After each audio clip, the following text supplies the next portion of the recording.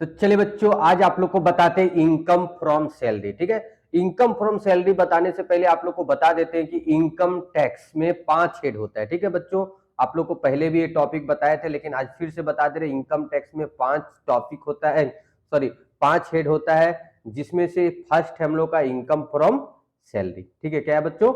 Income from salary. तो देखिए, सबसे पहले हम लोग देख लेते हैं कौन कौन सा हेड होता है। क्या लिखता? All types of taxable income on SSC fall under any following 5 heads of income. 5 heads of income होता है। क्या क्या होता है? सबसे पहले हम लोग का होता है इनकम फ्रॉम सैलरी, फिर हम लोग का होता है income from house property. Salary क्या होता है? अगर आप कहीं पर काम करते हैं तो आपको जो सैलरी मिलता है, ठीक है बच्चों, जो आपको सैलरी मिलता है वो किसमें जाता है? इनकम फ्रॉम सैलरी में। अगर आप किसी तरह का हाउस रखे हैं, उसको रेंट पे लेट आउट किए हैं, उससे जो इनकम आता है उसको क्या बोलते हैं बच्चों? Income from house property. ठीक है, नेक्स्ट हमको लोग का है इनकम फ्रॉम कैपिटल गेन। अगर आप लोग फिक्स एसेट्स, ठीक है, अगर आप लोग फिक्स एसेट्स का खरीद बिक्री करते हैं, उससे कोई प्रॉफिट कमाते हैं, तो उसको वो किस हेड में आता है? Income from capital gain. Next हम लोग का income from business and profession. अगर आप किसी प्रकार का बिजनेस करते हैं या प्रोफेशन में है, उससे जो इनकम आ रहा है बच्चों, वो इनकम फ्रॉम बिजनेस प्रोफेशन में जाएगा। एंड नेक्स्ट हम लोग का है इनकम फ्रॉम अदर सोर्सेस। ठीक है, इनकम फ्रॉम अदर सोर्सेज। इसमें क्या होता है, जो आप लोग को चारों हेड में फिट नहीं बैठा, वो हम लोग का किस में आ जाता है? इनकम फ्रॉम अदर सोर्सेज में। जैसे लॉटरी हो गया, क्रॉस पजल हो गया, गेम से हो गया, हॉर्स रेस से हो गया, ये सब जो इनकम होता है, ये सब हम लोग को क्या कहलाता है? इनकम फ्रॉम अदर सोर्सेज में।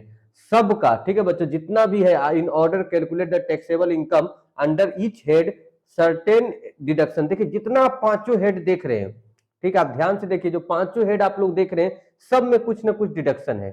ठीक है, तो हम लोग को सबसे पहले दिक्कत क्या होता है? हम लोग का सबसे बड़ा प्रॉब्लम क्या होता है? टैक्सेबल इनकम निकालने में। किसमें होता है बच्चों?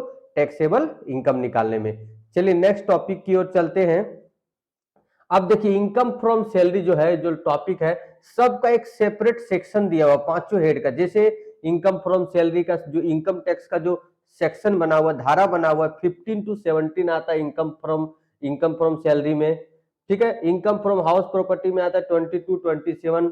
इसके बाद आप लोग का इनकम फ्रॉम कैपिटल गेन में 28 to 44।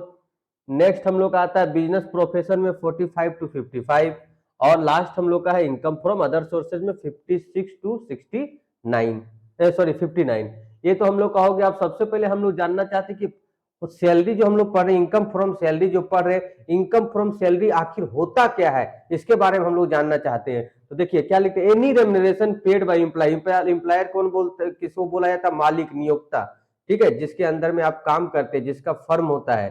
ठीक है, तो क्या लिखता है? हिज एम्प्लॉई, जो अपना एम्प्लॉयर के द्वारा एम्प्लॉई को जो भी रेम्युनरेशन दिया जाता है, ठीक है, क्यों देता है रेम्युनरेशन? तो in consideration of his service, जो वो सेवा दे रहा है, ठीक है, वो किसी प्रकार का उसके बदले जो रेम्युनरेशन उसको मिल रहा है बच्चों, उसको क्या बोलते हैं? Income from salary. एक चीज और आप लोग को बता देते हैं कि इनकम फ्रॉम सैलरी में सिर्फ बेसिक सैलरी नहीं होता है, इसमें बच्चों हम लोग और क्या क्या होता है, देखिए ध्यान से आप लोग भी।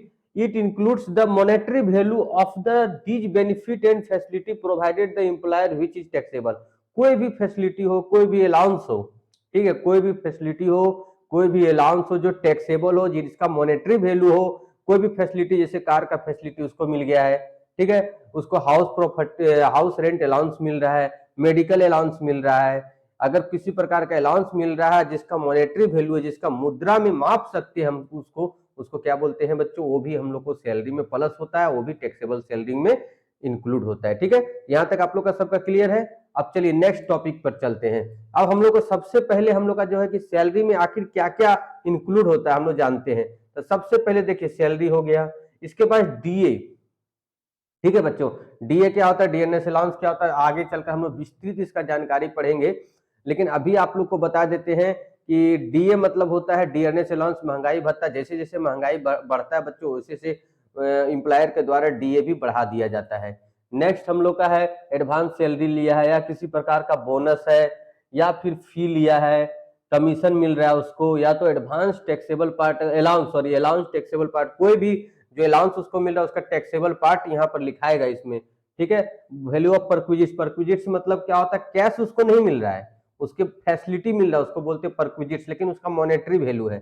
जैसे रेंट फ्री हाउस मिल गया हो या का, सब के बारे में रूल है। आराम से आप लोग अच्छे से पढ़िएगा। अभी पहले फर्स्ट क्लास है, ध्यान से देखिए। हम बार बार आप लोग को एक चीज बता रहे हैं कि इनकम टैक्स का हम इनकम टैक्स का कोर्स भी लॉन्च किए हैं। उसके लिए आप लोग को कुछ नहीं करना है, प्ले स्टोर पे जाना है, अनूप कॉमर्स क्लासेस डाउनलोड करना है। हम लिंक डिस्क्रिप्शन में दे रहे हैं। मात्र 499, मात्र 499 पूरा इनकम टैक्स का कोर्स आपको मिल जाएगा। ठीक है, इसमें मंथली नहीं, कोई मंथली नहीं, 499 में, ओनली 499। तो आप लोग अगर कोई इच्छुक है तो उसको जाकर ले सकते हैं। उसमें आपको पीडीएफ मिलेगा, रिकॉर्डेड वीडियो मिलेगा। ठीक है, रिकॉर्डेड वीडियो भी मिल जाएगा, उसमें पीडीएफ भी मिल जाएगा। एक चीज और बता देते हैं, थ्योरी भी बाद में, इसका जो सिलेक्टेड थ्योरी रहेगा वो भी आप लोग को मिलेगा। एक चीज और इसमें ऐड कर देंगे, आप लोग को जो रिकॉर्डेड वीडियो रहेगा अनलिमिटेड देख सकते हैं। इसमें कोई प्रतिबंध नहीं रहेगा कि 1 बार 2 बार 5 बार, ऐसा कोई नहीं है। ठीक है, इसके बाद हम लोग का इंप्लॉय अगर पीएफ में, प्रोविडेंट फंड में अगर डालता है तो 12% सैलरी से अधिक जितना डालता है वो लिखाएगा। अगर वो पीएफ कहीं जमा उसे 9.5% से अगर अधिक इंटरेस्ट मिल रहा है तो वो सब लिखाएगा।